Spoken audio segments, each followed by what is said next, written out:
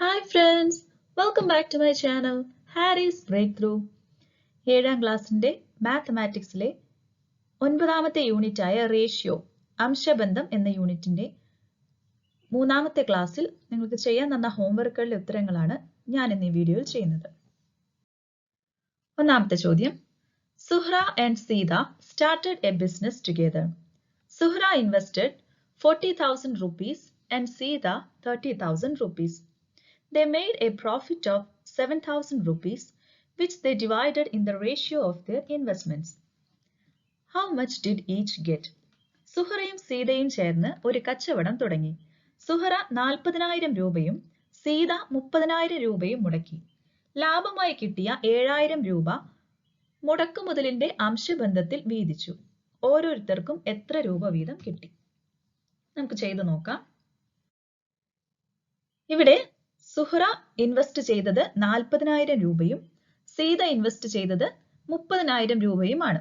അപ്പോൾ അവരുടെ ഇൻവെസ്റ്റ്മെന്റിന്റെ റേഷ്യോ, അതായത് മുടക്കുമുതലിന്റെ അംശബന്ധം എത്രയായിരിക്കും? റേഷ്യോ ഓഫ് ഇൻവെസ്റ്റ്മെന്റ്സ്, മുടക്കുമുതലിന്റെ അംശബന്ധം 40,000 ഈസ്റ്റു 30,000.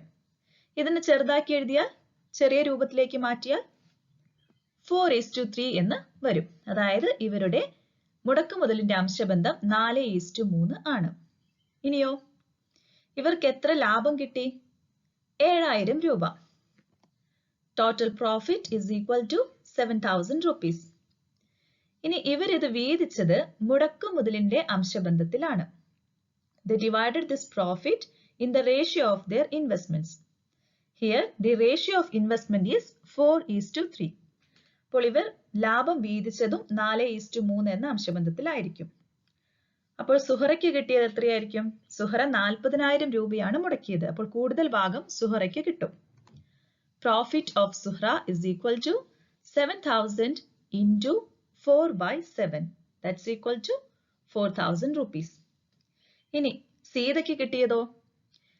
ഒന്നെങ്കിൽ 7,000-ൽ നിന്ന് 4,000 കുറച്ചാൽ മതി. അല്ലെങ്കിൽ profit of Seetha is equal to 7,000 into 3/7. That's equal to 3,000 rupees. 7,000-ന്റെ 7-ൽ 3 ഭാഗം കണ്ടാൽ സീതയ്ക്ക് ലഭിച്ചത് കിട്ടും. 7,000-ൽ 7-ൽ 4 ഭാഗം കണ്ടാൽ സുഹറയ്ക്ക് ലഭിച്ചതും കിട്ടും. ഓക്കെ അല്ലേ? ഇവിടെ 4ഉം 3ഉം കൂട്ടുമ്പോൾ 7 എന്ന് ലഭിക്കുന്നു. അങ്ങനെയാണ് 7,000 ഇൻറ്റു സുഹറയുടെ അംശബന്ധം 4 ആണ് അല്ലേ? 4 ഭാഗമാണ് സുഹറ മുടക്കുമുതലാക്കി ഇറക്കിയത്. അപ്പോൾ സുഹറയ്ക്ക് ലഭിച്ചത് 7,000-ന്റെ 7-ൽ 4 മടങ്ങ്, 4,000 രൂപ. അതുപോലെ സീതയ്ക്ക് ലഭിച്ചത് 7,000-ന്റെ 7-ൽ 3 ഭാഗം. ഓക്കെ അല്ലേ? അടുത്ത ചോദ്യം, John and Ramesh took up a job on contract. John worked 7 days and Ramesh 6 days. They got 6,500 rupees as wages, which they divided in the ratio of the number of days each worked. How much did each get? ജോണും രമേശും കൂടി ഒരു ജോലി കരാറെടുത്തു. John 7 ദിവസവും രമേശ് 6 ദിവസവും ജോലി ചെയ്തു. കൂലിയായി കിട്ടിയ 6,500 രൂപ ജോലി ചെയ്ത ദിവസങ്ങളുടെ അംശബന്ധത്തിൽ ഭാഗിച്ചെടുത്തു. ഓരോരുത്തർക്കും എത്ര രൂപ വീതം കിട്ടി? ചെയ്തു നോക്കാം. ഇവിടെ ജോണും രമേശും ജോലി ചെയ്ത ദിവസങ്ങളുടെ എണ്ണത്തിന്റെ അംശബന്ധം എത്രയായിരിക്കും? Ratio of number of days work. ജോലി ചെയ്ത ദിവസങ്ങളുടെ എണ്ണത്തിന്റെ അംശബന്ധം സമം 7:6, 7:6. ഇനി അവർക്ക് എത്ര രൂപ കൂലിയായി കിട്ടി? Total wages is equal to 6,500. ആകെ കൂലി 6,500 രൂപ. ഇനി ഇത് ദിവസങ്ങളുടെ എണ്ണത്തിന്റെ അംശബന്ധത്തിലാണ് അവർ വീതിച്ചെടുത്തത്. ഇപ്പോൾ ജോൺ ജോലി ചെയ്തത് 7 ദിവസമാണ്, രമേശ് ജോലി ചെയ്തത് 6 ദിവസം. അപ്പോൾ ആകെ 13 ദിവസം. ഈ 13-ന്റെ 7 ഭാഗമാണ് ജോൺ ചെയ്തതോ, 13-ന്റെ 6 ഭാഗമാണ് രമേശ് ജോലി ചെയ്തത്. അപ്പോൾ ലഭിക്കുന്ന കൂലിയും അതേ അംശബന്ധത്തിൽ വിഭാഗിക്കാം. Wages of John is equal to 6,500 into 7/13. 6,500 into 7/13. അത് എത്രയാണ്? ചെയ്ത് നോക്കിയാൽ ലഭിക്കും 3,500. ഇത് ചെയ്യാൻ എളുപ്പത്തിനായി 13ന്റെ 5 മടങ്ങാണ് 65. അപ്പോൾ ഇതിനെ 6500നെ 13 കൊണ്ട് ഹരിച്ചാൽ 500 എന്ന് ലഭിക്കും. 500 × 7 സമം 3500 രൂപ. ഇനി രമേശിന് ലഭിച്ച കൂലിയോ? രമേശിന്റെ കൂലി സമം 6500 × 6/13. ഇതിനെയും ചെയ്ത് നോക്കിയാൽ 6500നെ 13 കൊണ്ട് ഹരിച്ചാൽ 500 എന്ന് ലഭിക്കും. 500 × 6 സമം 3000 രൂപ. 6500 × 6/13 is equal to 3000 rupees. Okay അല്ലേ? അടുത്ത ചോദ്യം. Angles of a linear pair are in the ratio 4:5. What is the measure of each angle? ഒരു രേഖീയ ജോഡിയിലെ കോണുകൾ 4:5 എന്ന അംശബന്ധത്തിലാണ്. ഓരോ കോണിന്റെയും അളവ് എത്രയാണ്? എങ്ങനെയാണ് ചെയ്യുക? Ratio of angles in the linear pair is equal to 4:5. തന്നിരിക്കുന്ന രേഖീയ ജോഡിയിലെ കോണുകളുടെ അംശബന്ധം 4:5. ഇനി നമുക്കറിയാം ഒരു രേഖീയ ജോഡിയിലെ രണ്ട് കോണുകളുടെ തുക 180 ഡിഗ്രി ആണ്. Sum of angles in a linear pair. രേഖീയ ജോഡിയിലെ കോണുകളുടെ തുക 180 ഡിഗ്രി. അപ്പോൾ ഓരോ കോണും രണ്ട് കോണുകൾ 4:5 എന്ന അംശബന്ധത്തിലാണ്. അപ്പോൾ അതിൽ ചെറിയ കോൺ 9ൽ 4 ഭാഗവും വലിയ കോൺ 180ന്റെ 9ൽ 5 ഭാഗവും ആയിരിക്കും. Measure of smaller angle. ചെറിയ കോണിന്റെ അളവ് സമം 180 × 9ൽ 4. 180ന്റെ 9ൽ 4 ഭാഗം 180 × 4/9. അതെത്രയാണ്? 180നെ 9 കൊണ്ട് ഹരിച്ചാൽ 20 എന്ന് കിട്ടും. 20 × 4 സമം 80 ഡിഗ്രി, 80 ഡിഗ്രി. ഇനി വലിയ കോണിന്റെ തുകയോ? വലിയ കോണിന്റെ അളവ് measure of larger angle is equal to 180 × 5/9. That's equal to 100 degree. Okay അല്ലേ? അപ്പോൾ ഈ ചെറിയ കോണും വലിയ കോണും കൂടി കൂട്ടുമ്പോൾ 100 + 80 180 എന്ന് കിട്ടും. ആകെ കോണുകളുടെ തുകയുടെ 9ൽ 4 ഭാഗം ചെറിയ കോണും 180ന്റെ 9ൽ 5 ഭാഗം വലിയ കോണും ലഭിക്കുന്നു. അടുത്ത ചോദ്യം. Draw a line AB of length 9 cm. A point P is to be marked on it such that the lengths of AP and PB are in the ratio 1:2. How far from A should P be marked? Compute this and mark the point. 9 centimetre നീളത്തിൽ AB എന്നൊരു വര വരയ്ക്കുക. ഇതിൽ P എന്ന കുത്തിടണം. AP, PB എന്നിവയുടെ നീളങ്ങൾ 1:2 എന്ന അംശബന്ധത്തിലായിരിക്കണം. എയിൽ നിന്ന് എത്ര അകലെയാണ് P അടയാളപ്പെടുത്തേണ്ടത്? കണക്ക് കൂട്ടി അടയാളപ്പെടുത്തുക. ആദ്യം 9 സെന്റിമീറ്റർ നീളത്തിൽ ഒരു വര വരയ്ക്കണം. അതിൽ P എന്ന ബിന്ദു അടയാളപ്പെടുത്തണം. അപ്പോൾ APയും PBയും 1:2 എന്ന അംശബന്ധത്തിലാകണം. AP is to PB is equal to 1:2. ഇവിടെ P എന്ന പോയിന്റ് എയിൽ നിന്ന് എത്ര അകലെയാണ് മാർക്ക് ചെയ്യേണ്ടത്, അടയാളപ്പെടുത്തേണ്ടത്? Length from A should P be marked is equal to 9 × 1/3. അതായത് AP 3ൽ 1 ഭാഗവും PB 3ൽ 2 ഭാഗവുമായിരിക്കും. അപ്പോൾ 9ന്റെ 3ൽ 1 ഭാഗം കണ്ടാൽ P അടയാളപ്പെടുത്തേണ്ടത് എത്ര അകലത്തിലാണെന്ന് ലഭിക്കും. എത്ര അകലത്തിലാണ്? 9 × 1/3 is equal to 3 cm. നമുക്കിത് വരയ്ക്കാം. സ്കെയിൽ എടുത്ത് 9 സെന്റിമീറ്റർ നീളത്തിൽ AB എന്ന വര വരയ്ക്കുന്നു. അതിൽ എയിൽ നിന്ന് 3 സെന്റിമീറ്റർ അകലത്തിൽ ഒരു ബിന്ദു P എന്ന പോയിന്റ് അടയാളപ്പെടുത്തുന്നു. കണ്ടല്ലോ. ഇനി ഈ ചെറിയ ഭാഗം AP എത്രയായിരിക്കും? AP will be 3 centimeter and PB is equal to 9 - 3.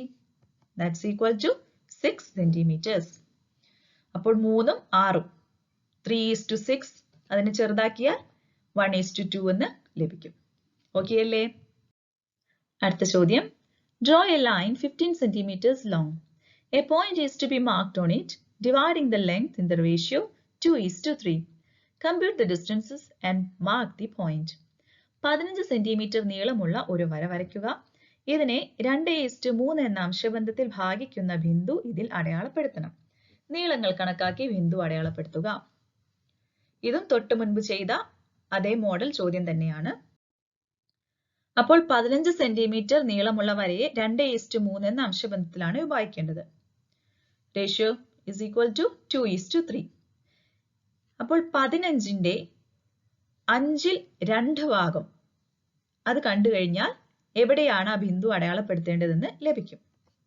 Length of smaller part, അപ്പൊ ചെറിയ ഭാഗം അത് എത്രയായിരിക്കും? 15 into 2/5 is equal to 6 centimeters. 15ന്റെ 5ൽ 2 ഭാഗം അത് 6 സെന്റിമീറ്റർ ആയിരിക്കും. അപ്പോൾ ആ 6 സെന്റിമീറ്ററിലാണ് ആ ബിന്ദു അടയാളപ്പെടുത്തേണ്ടത്. ഒരറ്റത്ത് നിന്ന് 6 centimetre. Length of larger part is equal to 15 into 3/5. That's equal to 9 centimeters. 15ന്റെ 5ൽ 3 ഭാഗം കണ്ടാൽ വലിയ ഭാഗത്തിന്റെ അളവും ലഭിക്കും, 9 സെന്റിമീറ്റർ. നമുക്ക് വരച്ചു നോക്കാം. സ്കെയിൽ എടുത്ത് 15 സെന്റിമീറ്റർ നീളത്തിൽ ഒരു വര വരയ്ക്കുന്നു. അതിന് നമുക്ക് എ, ബി എന്ന പോയിന്റുകൾ അടയാളപ്പെടുത്താം. ഇനി അതിൽ എയിൽ നിന്ന് ഏതെങ്കിലും ഒരറ്റത്ത് നിന്ന് 6 സെന്റിമീറ്റർ അകലത്തിൽ ഒരു പോയിന്റ് ഇടുന്നു. ആ പോയിന്റിന് പി എന്ന പേര് കൊടുക്കുന്നു. അപ്പോൾ ചെറിയ ഭാഗം എ പി എത്രയായിരിക്കും? 6 centimetre. P B 9 centimetre. Okay അല്ലേ? അടുത്ത ചോദ്യം. Sita and Sobi divided some money in the ratio 3:2 and Sita got 480 rupees. What is the total amount they divided? സീതയും സോബിയും ഒരു തുക 3:2 എന്ന അംശബന്ധത്തിൽ വീതിച്ചപ്പോൾ സീതയ്ക്ക് 480 രൂപ കിട്ടി. 480 രൂപ കിട്ടി. ആകെ എത്ര രൂപയാണ് വീതിച്ചത്? ചെയ്തു നോക്കാം. റേഷ്യോ ഓഫ് ഡിവിഷൻ, വീതിച്ച അംശബന്ധം എത്രയാണ്? 3:2. സീതയ്ക്ക് ലഭിച്ചത് 480 രൂപ. Money that Sita got is equal to 480 rupees. അപ്പോൾ സീതയ്ക്ക് ലഭിച്ചത് എത്ര ഭാഗമാണ്? ഇവിടെ അംശബന്ധം 3:2 ആണ്. അതായത് 3 + 2 5. ആകെ തുകയുടെ 5ൽ 3 ഭാഗമാണ് സീതയ്ക്ക് ലഭിച്ചത്. സീതയും സോബിയും. അപ്പോൾ 3:2 എന്ന് പറഞ്ഞാൽ സീതയുടെ ഭാഗം 3 ഭാഗം. 5ൽ 3 ഭാഗം സീതയ്ക്ക്. അത് എത്രയാണെന്ന് തന്നിട്ടുണ്ട്? 480 എന്ന് തന്നിട്ടുണ്ട്. അപ്പോൾ 480 എന്നത് ഒരു തുകയുടെ 5ൽ 3 ഭാഗമാണ്. 480 is 3/5 part of the total money. 480 ആകെ തുകയുടെ 5ൽ 3 ഭാഗമാണ്. അങ്ങനെയെങ്കിൽ ഒരു ഭാഗം എത്രയായിരിക്കും? 3 ഭാഗമാണ് 480. അപ്പോൾ ഒരു ഭാഗം കിട്ടാൻ 480നെ 3 കൊണ്ട് ഹരിക്കണം. 1 part is equal to 480 divided by 3. That's equal to 160. 480നെ 3 കൊണ്ട് ഹരിച്ചാൽ ഒരു ഭാഗം കിട്ടും, 160 രൂപ. അപ്പോൾ ആകെ എത്ര ഭാഗങ്ങളാക്കി? 5 ഭാഗങ്ങളല്ലേ? അപ്പോൾ 160ന്റെ 5 മടങ്ങ് കണ്ടാൽ ആകെ രൂപ കിട്ടും. Total amount is equal to 160 into 5. That's equal to 800 rupees. അപ്പോൾ ആകെ തുക 160 into 5 സമം 800 രൂപ. ഓക്കെ അല്ലേ? അടുത്ത ചോദ്യം. In a right angle triangle, the two smaller angles are in the ratio 1:4. Compute these angles. ഒരു മട്ടത്രികോണത്തിലെ മട്ടമല്ലാത്ത കോണുകൾ 1:4 എന്ന അംശബന്ധത്തിലാണ്. ഈ കോണുകൾ കണക്കാക്കുക. നോക്കൂ, ഇതുപോലെയൊരു മട്ടത്രികോണം. അതിന്റെ മട്ടത്രികോണം എന്ന് വെച്ചാൽ ഒരു കോൺ 90 ഡിഗ്രി. ബാക്കി 2 ചെറിയ കോണുകൾ, ഈ 2 ചെറിയ കോണുകൾ, അവയ്ക്ക് നമുക്ക് പേര് കൊടുക്കാം 1, 2. ഈ ചെറിയ കോണുകൾ 1:4 എന്ന അംശബന്ധത്തിലാണ്. Ratio of smaller angles is equal to 1:4.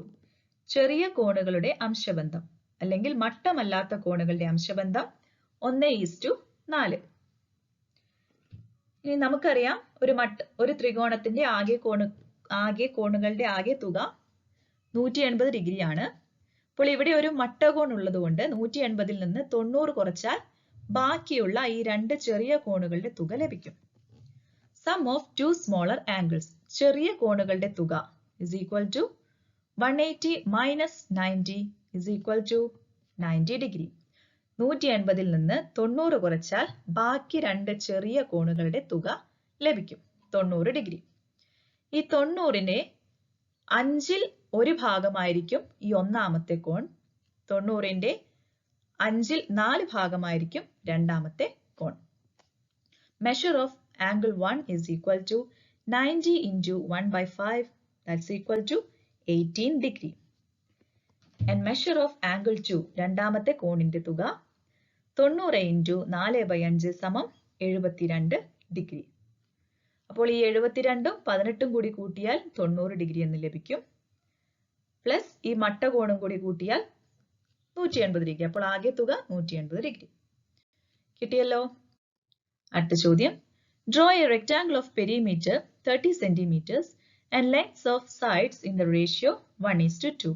Draw 2 more rectangles of the same perimeter with lengths of sides in the ratio 2:3 and 3:7. Compute the areas of all 3 rectangles. 30 centimetre ചുറ്റളവും വശങ്ങളുടെ നീളം 1:2 എന്ന അംശബന്ധത്തിലുമായ ചതുരം വരയ്ക്കുക. ഇതേ ചുറ്റളവിൽ വശങ്ങളുടെ നീളം തമ്മിലുള്ള അംശബന്ധം 2:3 ആയ ചതുരവും 3:7 ആയ ചതുരവും വരയ്ക്കുക. 3 ചതുരങ്ങളുടെയും പരപ്പളവുകൾ കണക്കാക്കുക. ചെയ്തു നോക്കാം.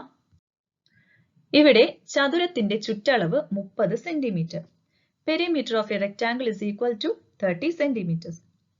ഒരു ചതുരത്തിന്റെ ചുറ്റളവ് കാണാനുള്ള ഇക്വേഷൻ എന്താണ്? 2 into length plus breadth, that's equal to 30 centimetre. 2 into നീളം പ്ലസ് വീതി, അതാണ് ചതുരത്തിന്റെ ചുറ്റളവ്. അപ്പോൾ ഇവിടെ 2 നീളങ്ങളും 2 വീതിയും കൂട്ടിയപ്പോഴാണ് 30 എന്ന് ലഭിക്കുന്നത്. അപ്പോൾ ഒരു നീളവും വീതിയുമാണെങ്കിൽ 30ന്റെ പകുതി കണ്ടാൽ മതി. Length plus breadth is equal to 30/2, that's equal to 15 centimeters. ഒരു നീളവും ഒരു വീതിയും കൂടി കൂട്ടിയാൽ 15 സെന്റിമീറ്റർ. ഇനി ആദ്യം വരയ്ക്കാൻ പറഞ്ഞ ചതുരത്തിന്റെ വശങ്ങളുടെ അംശബന്ധം എത്രയാണ്? 1:2. അതായത് നമുക്കിവിടെ വീതി 1 ഒരു ഭാഗമെന്നും നീളം 2 ഭാഗമെന്നും എടുക്കാം. Length is equal to 15 into 2/3, that's equal to 10 centimeters. ആകെ ഒരു നീളവും ഒരു വീതിയും കൂട്ടുമ്പോൾ 15 സെന്റിമീറ്റർ ആണ്. 15ന്റെ 3/2 ഭാഗമായിരിക്കും നീളം, അത് 10 സെന്റിമീറ്റർ.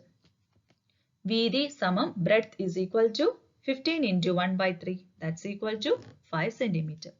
15ന്റെ 1/3 ഭാഗമാണ് വീതി, 5 സെന്റിമീറ്റർ. ഇനി ഇതൊന്ന് വരച്ചു നോക്കാം. നീളം 10 സെന്റിമീറ്ററും വീതി 5 സെന്റിമീറ്ററും. ആദ്യം സ്കെയിൽ ഉപയോഗിച്ച് 10 സെന്റിമീറ്റർ നീളത്തിൽ ഒരു വര വരയ്ക്കുന്നു. ഇനിയോ ചതുരം വരയ്ക്കാൻ നമ്മൾ മുന്നത്തെ ക്ലാസ്സിൽ പഠിച്ചിട്ടുണ്ട്. ഒരു സെറ്റ് സ്ക്വയർ ഏതെങ്കിലും ഒരു മട്ടം ഉപയോഗിച്ച് ഒരു അറ്റത്ത്, ഈ വരയുടെ ഒരറ്റത്ത് വെച്ച് ഇങ്ങനെ നേരെ വെച്ച് 5 സെന്റിമീറ്റർ നീളത്തിൽ മുകളിലോട്ട് കുത്തനെ ഒരു വര വരയ്ക്കുന്നു. സെറ്റ് സ്ക്വയർ തിരിച്ചു വെച്ച്, മട്ടം തിരിച്ചു വെച്ച് 10 സെന്റിമീറ്റർ നീളത്തിൽ അടുത്ത വശം വരയ്ക്കുന്നു. ഇനി ഇവ തമ്മിൽ സ്കെയിൽ ഉപയോഗിച്ച് യോജിപ്പിക്കുന്നു. അപ്പോൾ നോക്കൂ, 10 സെന്റിമീറ്റർ നീളവും 5 സെന്റിമീറ്റർ വീതിയുമുള്ള ഒരു ചതുരം ലഭിച്ചു. ഇനി ഇതിന്റെ വിസ്തീർണം കാണാൻ, പരപ്പളവ് കാണാൻ പറഞ്ഞിട്ടുണ്ട്. ഏരിയ is equal to നീളം ഇൻറ്റു വീതി, 10 into 5, that's equal to 50 centimetre square, 50 ചതുരശ്ര സെന്റിമീറ്റർ. ഓക്കെ അല്ലേ? ഇനി ഇതിൽ തന്നെ അടുത്ത ചതുരം, രണ്ടാമത്തെ ചതുരത്തിന്റെ ഒരേ ചുറ്റളവിലുള്ള രണ്ടാമത്തെ ചതുരത്തിന്റെ വശങ്ങളുടെ അംശബന്ധം എത്രയാണ്? 2:3. അപ്പോൾ ഈ നീളം പ്ലസ് വീതി 15 സെന്റിമീറ്റർ ആണ്. അതിന്റെ 5/3 ഭാഗമായിരിക്കും നീളം. അംശബന്ധം 2:3 എന്ന് എടുക്കുമ്പോൾ 5/3 ഭാഗം നീളവും 5/2 ഭാഗം വീതിയുമായിരിക്കും. Length is equal to 15 into 3/5, that's equal to 9 centimeters. ഇനി ഈ ചതുരത്തിന്റെ വീതി എത്രയായിരിക്കും? Breadth, that's equal to 15 into 2/5 സമം 6 സെന്റിമീറ്റർ. 15ന്റെ 5/2 ഭാഗമായിരിക്കും വീതി, അത് 6 സെന്റിമീറ്റർ ആണ്. ഇനി 9 സെന്റിമീറ്റർ നീളവും 6 സെന്റിമീറ്റർ വീതിയുമുള്ള ഒരു ചതുരം വരയ്ക്കാം. സ്കെയിൽ ഉപയോഗിച്ച് 9 സെന്റിമീറ്റർ നീളത്തിൽ ഒരു വര വരയ്ക്കുന്നു. സെറ്റ് സ്ക്വയർ വെച്ച് 6 സെന്റിമീറ്റർ നീളത്തിൽ കുത്തനെ മറ്റൊരു വര വരയ്ക്കുന്നു. സെറ്റ് സ്ക്വയർ തിരിച്ചു വെച്ച് 9 സെന്റിമീറ്റർ നീളത്തിൽ മൂന്നാമത്തെ വശം വരയ്ക്കുന്നു. സ്കെയിൽ ഉപയോഗിച്ച് ഈ രണ്ടറ്റങ്ങളും തമ്മിൽ യോജിപ്പിക്കുന്നു.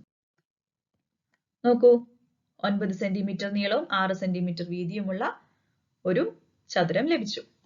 ഇതിന്റെ വിസ്തീർണം കാണാൻ area is equal to 9 into 6, that's equal to 54 centimetre square, 54 ചതുരശ്ര സെന്റിമീറ്റർ. കിട്ടിയല്ലോ. ഒരു ചതുരം കൂടി വരയ്ക്കാനുണ്ട്. അതിന്റെ വശങ്ങളുടെ നീളം 3:7 ആണ്. ഇവിടെയും ചുറ്റളവ് ഒന്ന് തന്നെയാണ് അല്ലേ? ചുറ്റളവ് 30 സെന്റിമീറ്റർ. അതിൽ നിന്ന് നീളം പ്ലസ് വീതി 15 സെന്റിമീറ്റർ എന്ന് ലഭിക്കുന്നു. ഈ 15ന്റെ ഇവിടെ 3 + 7 10 ആണ്. 15ന്റെ 10ൽ 7 ഭാഗമാണ് നീളം, 10ൽ 3 ഭാഗം വീതിയും. Length is equal to 15 into 7/10 is equal to 10.5 centimeter. ഇനി വീതിയോ? Breadth is equal to 15 into 3/10, that's equal to 4.5 centimeter. അപ്പോൾ 10.5 സെന്റിമീറ്റർ നീളവും 4.5 സെന്റിമീറ്റർ വീതിയുമുള്ള ഒരു ചതുരം കൂടി വരയ്ക്കാം. നേരത്തെ വരച്ച പോലെ തന്നെ ആദ്യം 10.5 സെന്റിമീറ്ററിൽ ഒരു വര വരയ്ക്കുന്നു. മട്ടം ഉപയോഗിച്ച് കുത്തനെ 4.5 സെന്റിമീറ്ററിൽ മറ്റൊരു വര വരയ്ക്കുന്നു. അത് മൂന്നാമത്തെ വശം മട്ടം തിരിച്ചു വെച്ച് 10.5 സെന്റിമീറ്ററിൽ വരയ്ക്കുന്നു. ഇവ തമ്മിൽ യോജിപ്പിക്കുന്നു. ഇപ്പോൾ 10.5 സെന്റിമീറ്റർ നീളവും 4.5 സെന്റിമീറ്റർ വീതിയുമുള്ള ഒരു ചതുരം ലഭിച്ചു. ഇനി ഇതിന്റെ പരപ്പളവ് കാണണം. Area is equal to 10.5 into 4.5, that's equal to 47.25 centimetre square, 47.25 ചതുരശ്ര സെന്റിമീറ്റർ. ഈ ചോദ്യത്തിന്റെ പ്രത്യേകത നോക്കൂ. ഈ 3 ചതുരങ്ങളിലും ചുറ്റളവ് ഒന്ന് തന്നെയാണല്ലേ? ചുറ്റളവ് ഒരേപോലെ തന്നെ. എന്നാൽ പരപ്പളവ് വ്യത്യാസമുണ്ട്. പരപ്പളവ് 3ഉം വ്യത്യസ്തമാണ്. അപ്പോൾ ഇതായിരുന്നു കഴിഞ്ഞ ദിവസം ചെയ്യാൻ തരുന്ന ചോദ്യങ്ങൾ. എല്ലാവർക്കും മനസ്സിലായെന്ന് വിചാരിക്കുന്നു. ഈ വീഡിയോ ഇഷ്ടമാവുകയാണെങ്കിൽ ലൈക്ക് ചെയ്യാനും ഷെയർ ചെയ്യാനും നിങ്ങളുടെ അഭിപ്രായങ്ങൾ കമന്റ് ചെയ്യാനും മറക്കരുതേ. തുടർന്നും ഞാൻ അപ്ലോഡ് ചെയ്യുന്ന ക്ലാസ്സുകളുടെയും വർക്ക്ഷീറ്റുകളുടെയും നോട്ടിഫിക്കേഷൻ ലഭിക്കുന്നതിനായി എന്റെ ചാനൽ സബ്സ്ക്രൈബ് ചെയ്യാനും തൊട്ടടുത്തുള്ള ബെൽ ബട്ടണിൽ ഓൾ എന്ന ഓപ്ഷൻ സെലക്ട് ചെയ്യാനും മറക്കരുതേ. അപ്പോൾ ഇന്നത്തെ ക്ലാസ് നമുക്ക് വൈൻഡ് അപ്പ് ചെയ്യാം. Thank you all.